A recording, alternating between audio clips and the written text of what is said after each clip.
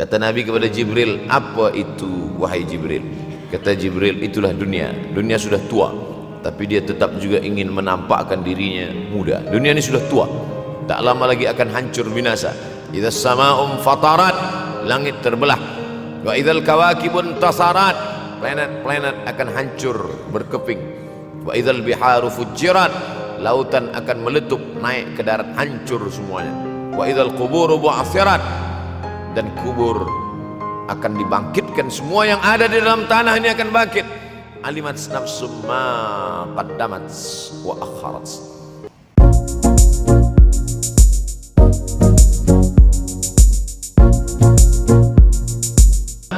Kalau ada akhir tentu ada awal. Ada setengah kelompok mengatakan dunia ini tiada berawal, tiada berakhir. Kata dia dunia ini qadim, sama seperti Allah Subhanahu wa taala. Kalaulah dunia ini qadim, tentu ada dua yang qadim, ada dua yang kekal abadi. Maka orang yang mengatakan alam ini kekal, tiada berawal, tiada berakhir, dia sudah syirik. Syirik maknanya mengatakan ada dua yang qadim. Allah tiada berawal, tiada berakhir, dunia tiada berawal, tiada berakhir. Siapa yang mengatakan alam ini tiada berawal, tiada berakhir, maka dia syirik. Orang yang syirik maka tidak diterima amalnya. La in asyrakta, kalau engkau syirik, la yahbatanna amaluka. Kalau engkau syirik maka seluruh amalmu akan gugur, tak bernilai di hadapan Allah Subhanahu wa taala.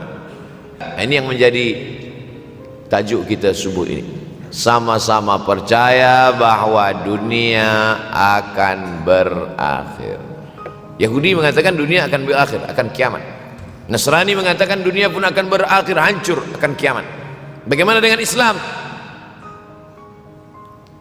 Ma huwal iman? Apa itu iman wahai Muhammad sallallahu alaihi wasallam? Antu'mina billah, percaya kepada Allah, wa malaikatihi, percaya kepada malaikat, wa kutubihi, percaya kepada kitab-kitab, wa rusulihi, percaya kepada rasul-rasul, wal yaumil akhir, percaya bahwa dunia ini akan berakhir. Wa tu'mina billah, wa tu'mina bil qadri khairihi wa syarrihi, engkau percaya kepada takdir baik dan takdir buruk. 6. Siapa yang tidak percaya kepada rukun iman yang 6, maka dia tidak lagi diakui sebagai umat Muhammad sallallahu alaihi wasallam. Fitnah akhir zaman. Saya nak menjelaskan tajuk kita subuh ini. Fitnah, terjadi banyaknya siksa-siksa. Akhir zaman, di ujung zaman. Menunjukkan dulu ada awal zaman, sekarang ada akhir zaman. Ada awal masa dunia, kita sekarang sudah berada di ujung dunia. Manakala Nabi Muhammad SAW Isra dan Mi'raj, dia melihat dalam perjalanan Isra Mi'raj itu ada seorang perempuan tua yang sedang bersolek. Jadi perempuan tua bersolek ini sudah nampak Nabi sejak masa Isra Mi'raj lagi. Jadi jangan terkejut bila sekarang nampak ada orang tua bersolek, dah lama dah. Kata Nabi kepada Jibril, apa itu wahai Jibril? Kata Jibril, itulah dunia. Dunia sudah tua, tapi dia tetap juga ingin menampakkan dirinya muda. Dunia ini sudah tua, tak lama lagi akan hancur binasa. Idza sama'um fatarat, langit terbelah. Wa idzal kawakibun tasarat, planet-planet akan hancur berkeping. Wa idzal biharu fujirat, lautan akan meletup naik ke darat, hancur semuanya. Wa idzal quburu bu'athirat, dan kubur akan dibangkitkan. Semua yang ada di dalam tanah ini akan bangkit. Alimat nafsum ma qaddamat wa akharat. Kenapa tanah ini tidak bergulung? Kenapa tanah ini tidak bergoncang? Kenapa kulit tanah ini tetap stabil? Sebab ada pakunya. Seperti kertas yang ditempel di dinding, datang angin kencang. Manakala angin kencang datang, kertas tak bergoyang sebab ada pakunya. Apa paku tanah ini? Surah An-Naba juzuk 30. Wal jibala autada, kami jadikan bukit-bukit, gunung-gunung sebagai autada, pasaknya. Kalau kita membuat kemah, ada tiang. Tiang ini bergoncang. Bagaimana supaya tiang ini tidak bergoncang? Pasang pasak-pasak di tepi tiang. Pasak dunia ini adalah bukit-bukit. Kalau kita menengok ada bukit, maka sebenarnya sepertiganya saja yang ada di atas. Bukit yang besar di atas itu sepertiga, 2/3 bukit terhunjam, tertanam ke dalam tanah. Wal jibala autada. Tapi sampai masanya nanti bukit ini akan tercabut. wa takunul jibalu kal ihnil manfush. Wa takunul jibal, bukit-bukit, kal ihni, seperti bulu kambing, manfush, bulu kambing yang dihembus angin. Hebatnya ayat-ayat Al-Quran itu, Allah memilih kata-kata sesuai dengan keadaan. Sembayang malam berat, nak jaga tidur malam berat. Kata berat bangun malam itu mengucapkannya pun berat. Wa minal laili fatahajjad, tahajjud berat. Sebagaimana beratnya jaga tengah malam, begitu Allah pilihkan kata yang berat, tahajjud berat. Wa takunul jibalu kal ainil manfush. Wa takunul jibal, bukit-bukit, gunung-gunung yang besar, yang berapi, kal jibal, kal ihni, seperti bulu kambing, manfush. Nun berjumpa dengan fa, fa mengeluarkan angin, shin pun menghembuskan angin. Ambil bulu kambing, letakkan di tapak tangan, kal ainil manfush.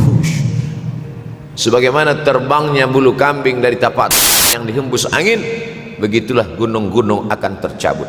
Kalau gunung-gunung yang besar, gunung yang dari batu, gunung yang berapi, yang mengeluarkan lahar, itu tercabut dari tanah seperti bulu kambing dihembus angin, bagaimana agaknya kita nanti? Tak tahu entah macam mana. Macam butiran debu-debu, macam butiran tepung yang dihembus angin kencang. Wataran nasa sukara, selepas gunung-gunung itu tercabut lalu tanah ini bergoncang, kau lihat manusia macam mabuk. Wataran nasa sukara, kau pandang manusia macam mabuk. Wa mahum bisukara, mereka tidak mabuk. Mereka berjalan bergoncang bukan kerana mabuk, walakin azaballahi syadid, kerana azab Allah itu amat sangat kuat. Oleh sebab itu dianjurkan membaca tafsir juzuk 30 Syekh Muhammad Abduh, tafsir Al-Munir, tafsir Al-Manar yang ditulis oleh muridnya. Dia bagi tazkirah saja, dia tak ada menulis, tapi kemudian muridnya Rashid Ridha menulis, itulah dia tafsir Al-Manar. Dia tidak memulai tafsir dari juzuk 1 Al-Baqarah, tapi dia mulakan juzuk 30. Sebab apa? Sebab mengkaji juzuk 30, amma yatasaalun 'anil naba'il 'azim alladhi hum fi mukhtalifun kalla saya'lamun, bercerita tentang hari kiamat. Orang kalau sudah bercerita tentang hari kiamat, datang rasa takut, datang rasa cemas, datang rasa khawatir, kita akan mati, dunia akan binasa, apa yang akan kita bawa? Selepas dia mengkaji juzuk 30, datanglah semangatnya, khusyuklah dia solat, datang semangatnya beribadah, datang hilang rasa cinta harta, dia akan berwakaf, berinfak, bersedekah. Maka fitnah akhir zaman ini perlu dikaji selalu supaya kita mendatangkan khusyuk dalam hati, takut dalam hati, ridha menerima keputusan Allah Subhanahu wa taala. Fitnah akhir zaman. Hadis yang saya pilih diambil dari kitab Sahih Al-Bukhari. Pendek saja, Sahih Al-Bukhari, tapi sebenarnya judul kitab ini panjang.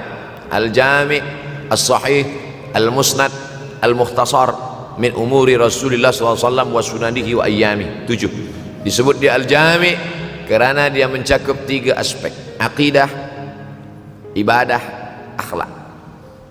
Al-Musnad kerana hadis-hadisnya bersanad dari Imam Al-Bukhari sampai ke Nabi Muhammad SAW, ada silsilah.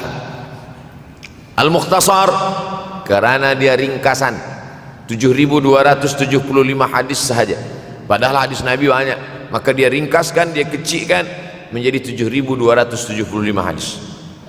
Min umuri Rasulullah, semua perkara-perkara Rasulullah, wa sunanihi, kebiasaan-kebiasaan Rasulullah, wa ayyami, hari-hari kehidupan Rasulullah SAW. Disebut Sahih Al-Bukhari. Bukhari bukan nama orang, Bukhari nama kampung, Bukhara, Uzbekistan sekarang. Nama dia Muhammad bin Ismail bin Ibrahim bin Al-Mughirah bin Bardizbah Al-Bukhari. Bardizbah datuk dia yang kelima mu'alaf masuk Islam, Majusi, penyembah api, dari Persia, Iran sekarang. Muhammad bin Ismail bin Ibrahim bin Al-Mughirah bin Bardizbah. 16 tahun berkeliling, 16 tahun berkeliling Makkah, Madinah, Syam, Suriah, Mesir, balik barulah kemudian dia menyampaikan hadis-hadis Rasulullah sallallahu alaihi wasallam. 16 tahun belajar hadis baru dia mengajar hadis. Kita sekarang 16 kali masuk, itu pun ada 2-3 kali tak datang sebab jam. Selepas itu nak mencuba mengajar hadis dan berkata, kalau Bukhari mengajar hadis, aku pun boleh mengajar hadis. Bukhari makan, aku makan. Bukhari minum, aku minum. Bukhari manusia, aku manusia. Bukhari mengajar hadis, aku mengajar hadis. Betul, tapi Bukhari mengajar hadis dari kepalanya, kita mengajar hadis dari laptop. Mati laptop, hilang hadis. Oleh sebab itu maka Imam Al-Bukhari, Masya Allah, Tabarakallah, berapa hafazan hadis Imam Al-Bukhari? 600,000 hadis, 600,000 hadis. Lalu kemudian dari 600,000 hadis dia buang hadis-hadis dhaif, dia buang hadis-hadis maudhu', akhirnya 300,000 hadis. Dari 300,000 itu dia kecilkan lagi menjadi 7,275 hadis. Itulah yang dikaji oleh umat Islam dari mulai Maghribi hinggalah ke semenanjung Melayu. Mudah-mudahan anak cucu kita ada yang menghafaz dan mengajarkan hadis-hadis Sahih Al-Bukhari, insyaallah. Diambil dari kita, diambil dari bab zuhurul fitan. Zuhur muncul, tampak, datang. Fitan jamak dari kata fitnah.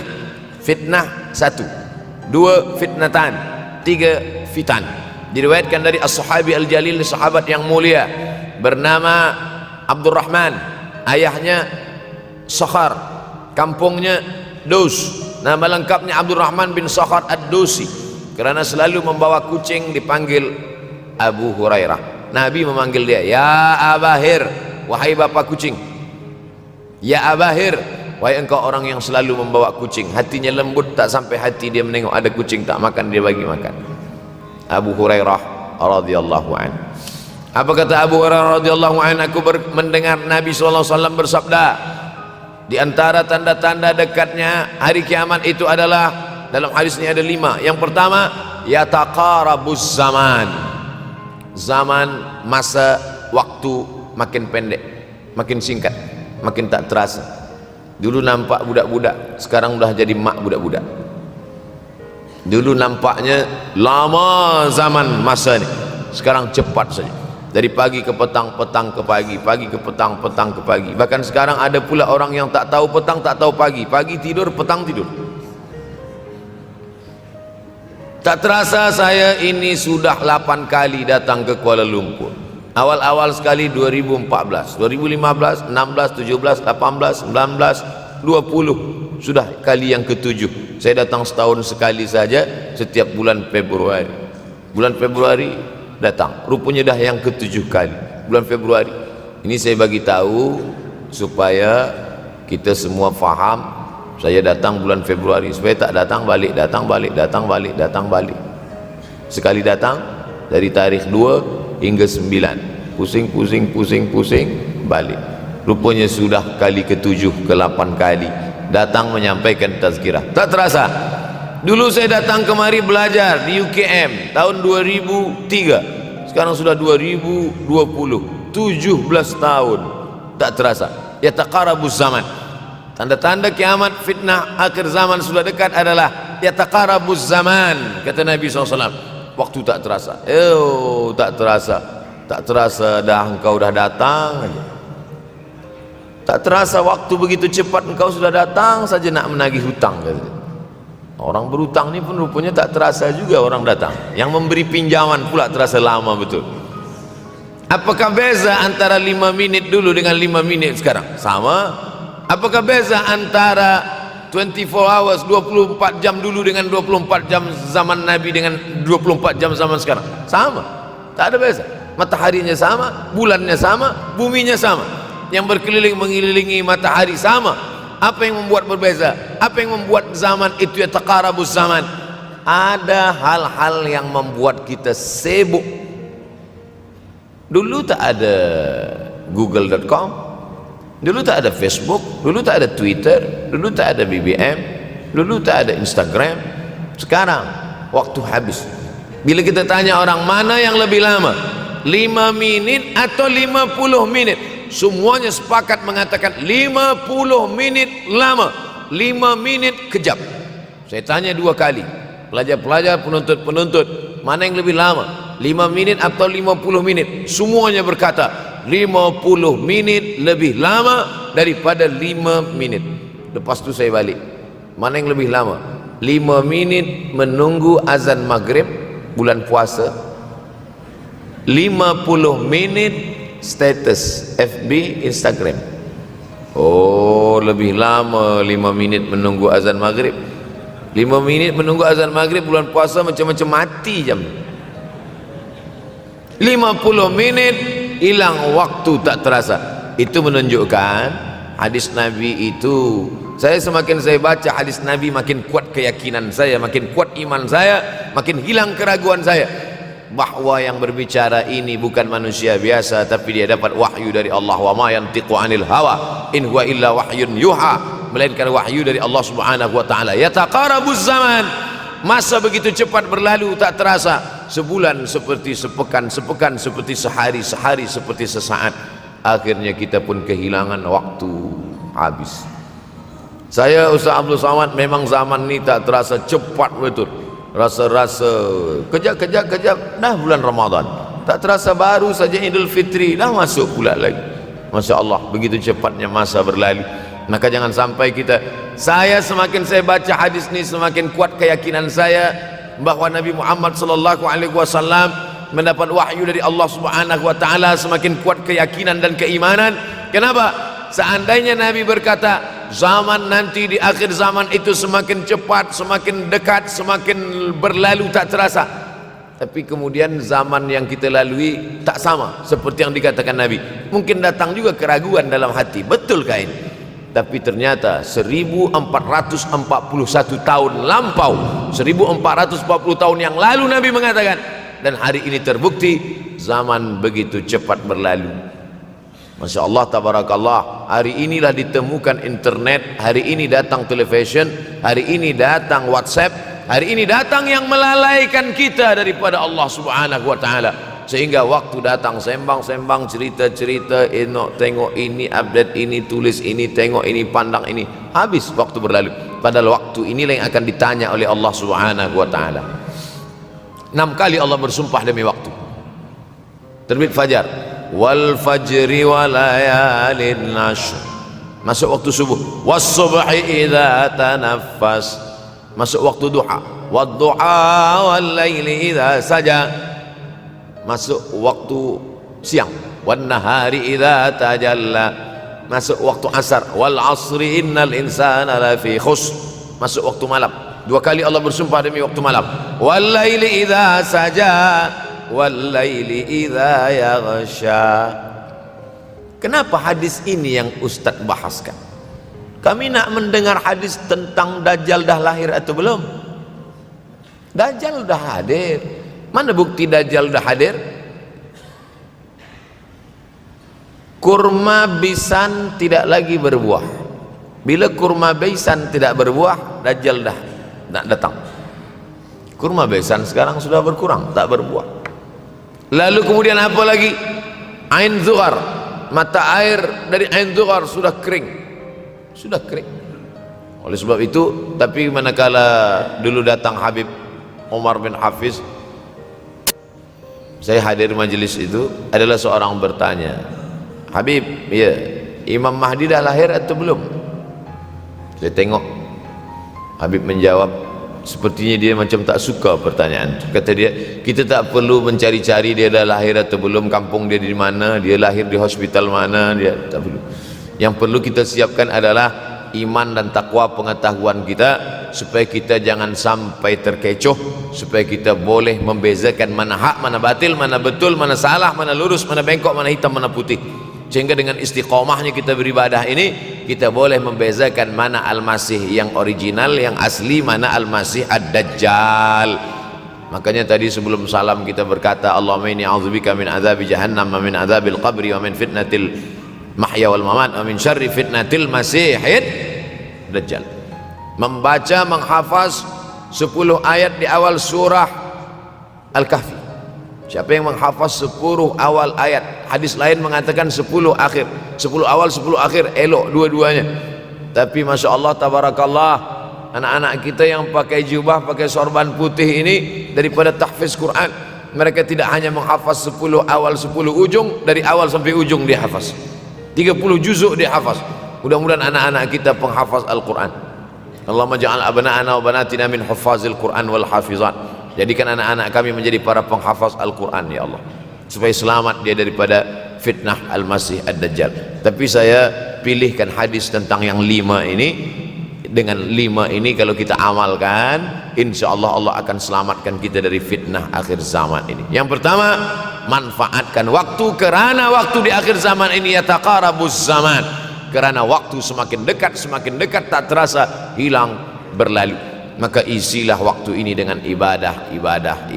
Jangan sampai ada waktu yang kosong. Duduk sejenak kosong berselawat, Allahumma salli ala sayyidina Muhammad wa ala ali sayyidina Muhammad, Allahumma salli ala sayyidina Muhammad wa ala ali sayyidina Muhammad. Sempat-sempatkan ambil wuduk solat duha walau 2 rakaat. Sempat-sempatkan sebelum tidur malam solat witir 3 rakaat, supaya tidur kita sentiasa dalam wuduk dan kita sempat solat witir. Andai mati kita malam itu, insyaallah mati dalam keadaan husnul khatimah. Usolli sunnatal witri 3 rakaatin lillahi ta'ala. Nanti malam jaga tidak witir lagi, hanya tahajud saja. Sempat-sempatkan solat tahajud. Elok amat sangat baik solat wuduk 2 rakaat.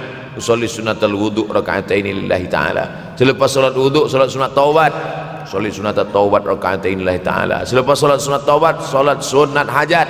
Usolli sunnatal hajat. Selepas itu barulah solat sunat tahajud 8 rakaat. Nak tambah lagi 10, 12, 14 elok, tak salah, karena dia tiada batasan. Adakah sahabat Nabi yang melakukan ini? Ada. Qatadah bin Nu'man dari selepas Isya sampai azan subuh. Imam Ahmad bin Ambal dari selepas Isya sampai azan subuh. Bahkan mereka menghatamkan Al-Quran dalam tahajud mereka. Maka bahkan ada imam yang disebut dengan As-Sajjad, kerana banyak sujud kepada Allah Subhanahu wa ta'ala. Kerana akhir zaman ini godaan begitu besar. Dulu orang tengah malam tahajud, jam 2 malam, jam 3 malam dia bangun, kerana dia membaca hadis sab'atun yudhilluhumullah. Ada 7 golongan yang mendapatkan naungan Allah. Yauma la dhilla illa dhilluh. Hari itu tak ada naungan kecuali naungan Allah. Rajulun, ada seseorang, zakarallah, dia berzikir mengingat Allah, khalian, di tengah malam tak ada manusia. Fafadat ainahu, menetes air matanya. Maka yang pertama ini, jangan sampai kita kehilangan waktu, kerana waktu, al-waktu kasaif, waktu ini seperti pedang. Illam taqta'hu qata'aka. Kalau tidak kau patahkan dia, kalau kau dapat pedang, patahkan. Sebab kalau tidak kau patahkan, dia yang akan memotong engkau, mematahkan tulang-tulang engkau. Waktu ini kalau tidak kita manfaatkan, kita akan ditanya tentang waktu, kemana saja waktu yang sudah kau pakai. Inna sam'a, pendengaran, wal basar, penglihatan, wal fuad, hati, kullu ulaika kana anhu mas'ula. Semua akan disoal, semua akan diminta tanggung jawab di hadapan Allah. Kemana waktu yang sudah aku bagi dulu engkau pakai? Yang pertama nanti ditanya, la tazulu qadama 'abdin yaumal qiyamah. Kaki anak Adam tidak akan bergeser, tidak akan beralih dari tempat tegaknya pada hari kiamat, hatta yus'al, sampai dia disoal, sampai dia ditanya. La tus'alunna yauma idzin 'anin na'im. Banyak yang akan ditanya nanti, tapi Nabi bagi tahu di antara yang akan ditanya dari sekian banyak nikmat itu 4. Yang pertama, an umrihi fima afnah. Umur kemana engkau habiskan? Hari ini ada anak-anak muda belia umurnya 17 tahun. 17 tahun habis menghafaz Al-Quran. 17 tahun habis iktikaf dalam masjid. 17 tahun habis berzikir, berjubah, bersorban, mengabdikan ilmu, berkhidmat kepada ulama. 17 tahun habis. Tapi ada pula yang dibalik, 71 tahun habis. Rumah, office, kopi, rumah, office, kopi, rumah, office, kopi, batuk, mati, habis. Apa yang dapat kita bawa menghadap Allah SWT? Yang pertama, yataqarabuz zaman. Yang kedua adalah wa yanqusul ilmu. Ilmu semakin berkurang. Kalau sudah ilmu berkurang, apa yang bertambah? Jahil. Kalau ilmu bertambah, jahil berkurang. Kalau ilmu berkurang, jahil bertambah. Mana ada orang jahil cakapnya didengar orang? Saya dulu awal-awal membaca hadis ini, wa yanqusul ilmu. Ilmu berkurang, jahil bertambah. Rasanya tak mungkin, tak logik, tak masuk akal. Mana ada orang tak berilmu cakap dia didengar. Sekarang baru saya faham. Dulu orang tak berilmu ditinggalkan orang. Sekarang orang tak berilmu asal dia pandai berbicara dia akan didengar orang. Bahkan orang jahil pula punya channel. Apa namanya? Jahil.com. Orang jahil punya channel. Banyak pula follower dia daripada follower kita. Banyak pula viewer dia daripada viewer kita. Sebab apa? Sebab yang menyaksikan tiada berilmu, yang berbicara tiada ilmu. Oleh sebab itu maka kita galakkan menuntut ilmu di majlis-majlis ilmu. Untuk apa Abdul Somad sudah berumur 43 tahun pun masih pergi juga lagi ke Sudan belajar? Apa yang nak dicari ini? Tak lain tak bukan, mudah-mudahan kita termasuk orang yang sampai akhir hidupnya mencari ilmu, insyaAllah. Saya datang kemari bukan niat mengajarkan ilmu. Saya datang ke Malaysia tetap niatnya belajar mencari ilmu. Man salaka tariqan, siapa yang melangkahkan kaki melalui suatu jalan, yaltamisu fihi ilman, siapa yang melalui suatu jalan niatnya untuk mencari ilmu, sahalallahu lahu bihi tariqan ilal jannah, dimudahkan Allah jalannya menuju surga. Innallaha la yantazi'ul ilma intiza'an. Innallaha la yanzi'ul ilma intiza'an. Allah kalau mencabut ilmu, bukan macam mencabut pokok kayu dari tanah. La yantazilul ilmu intiza'an. Allah tidak mencabut ilmu macam mencabut pokok kayu dari tanah hingga ke akarnya, tidak. Lalu bagaimana ilmu ini dicabut? Biqabdil ulama, dengan matinya ulama maka habislah ilmu. Meninggal Imam Syafi'i berkurang ilmu, meninggal Imam Nawawi berkurang ilmu, meninggal Imam Fulan berkurang ilmu. Maka yang hadir adalah al-juhala. Yang lebih menakutkan lagi adalah al-juhala bi thawbil ulama, orang jahil dengan pakaian ulama. Abdul Somad tidak mengatakan dirinya ulama. Saya selalunya membacakan ayat Quran, membacakan hadis Nabi, menyampaikan fatwa ulama. Tak pernah saya berteramah, bertausiah. Menurut saya, siapa saya? Siapa kita? Syafi'i manusia, saya manusia. Syafi'i boleh berfatwa, saya juga boleh berfatwa. Imam Syafi'i berfatwa Al-Quran 30 juzuk dalam kepala dia. Kita juzuk 30 pun kadang-kadang hilang. Imam Syafi'i balik dari masjid ke rumah dia tutup telinga. Datang orang bertanya, Syafi'i, ya, kenapa engkau tutup telinga? Sebab bila aku dengar dari masjid ke rumah, semua yang aku dengar masuk tu semua aku ingat. Aku takut dia ingat di dalam, maka aku tutup. Kita yang saya sampaikan tadi pun tak ingat. Oh, ustaz mengejek kami, enggak. Jangankan yang mendengarkan, yang bercakap pun tak ingat. Nasib baik datang orang Jepun mengingatkan kita. Nah, ini nama dia Sony. Manusia ini lupa. Oleh sebab itu maka yang kedua akhir zaman, wa yanqusul ilmu makin kurang. Maka bersyukur anak-anak yang dimasukkan ke rumah tahfiz. Kalau ada rumah tahfiz di kampung biasa, kalau ada rumah tahfiz di desa, dusun biasa, tapi ada tahfiz di tengah kota besar Kuala Lumpur, masih ada lagi rumah tahfiz Quran. Siapa yang mewakafkan rumah tahfiz? Siapa yang memberikan beras? Siapa yang memberikan duit?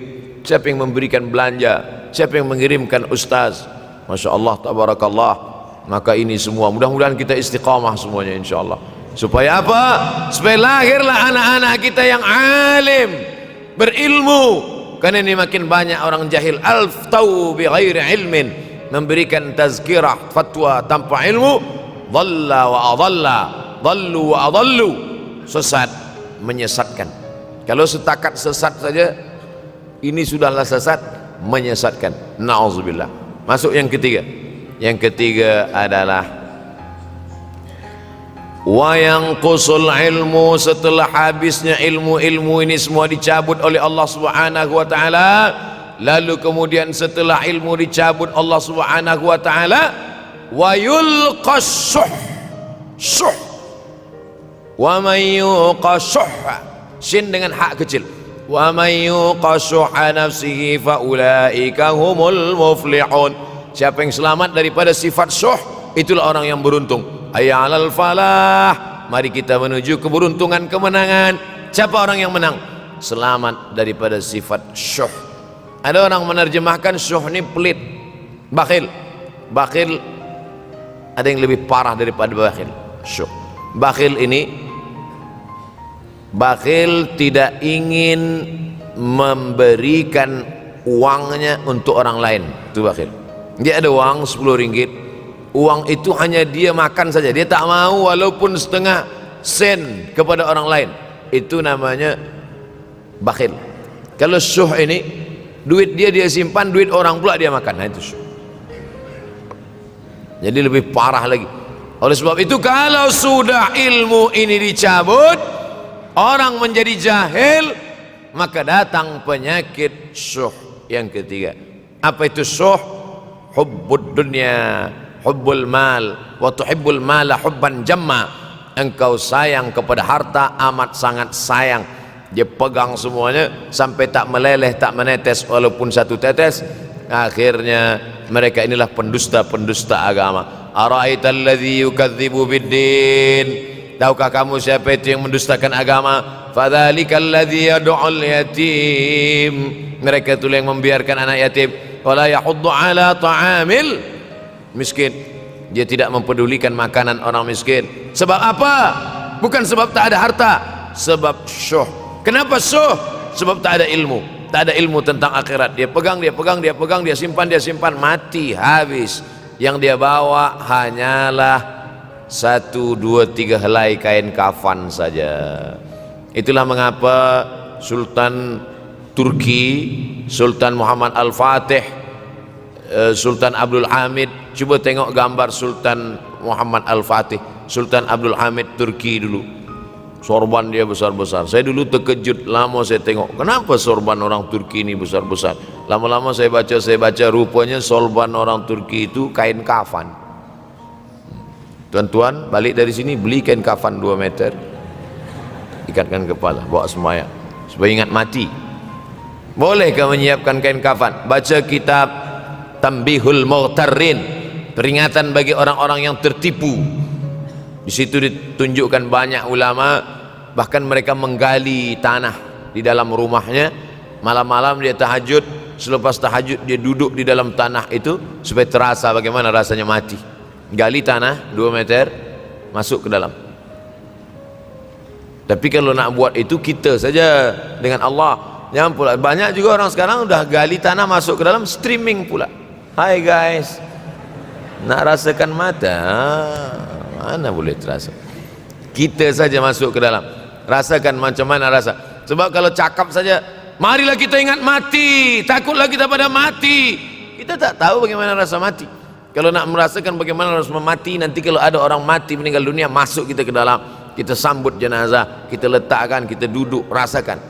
Ketika Fatimah meninggal, Fatimah emak Sayyidina Ali meninggal, Nabi masuk ke liang lahat. Masuk Nabi ke liang lahat, Nabi berdoa di dalam. Ketika Utsman bin Maz'un meninggal, Nabi masuk ke dalam, Nabi pegang jenazah Utsman bin Maz'un, meleleh air mata Nabi turun ke misai, turun ke janggutnya, turun menetes sampai ke bawah. Merasakan bagaimana rasanya di dalam. Dulu saya pernah berjumpa dengan seorang pemuda, telinga dia pakai anting subang, lalu kemudian saya tengok banyak tato dia. Saya tanya, macam mana cerita awak bertaubat dulu?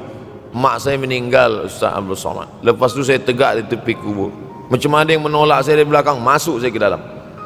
Masa masuk itulah terasa sejuk di kaki, datang rasa takut saya. Makanya kalau ada orang yang sudah kita bagi tazkirah, bagi nasihat, tak juga, nanti ada orang meninggal, bawa dia agak dekat, senggolkan sikit, jatuh. Gitu caranya supaya kita terasa mati ini, supaya apa? Hilangkan penyakit syuh, cinta harta, takut mati, dan membuat kita menjadi bakhil, pelit, na'udzubillah. Yang keempat, wa tazharul fitan. Ini yang terkait dengan tajuk kita yang keempat, wa tazharul fitan. Banyaklah fitnah, seksa.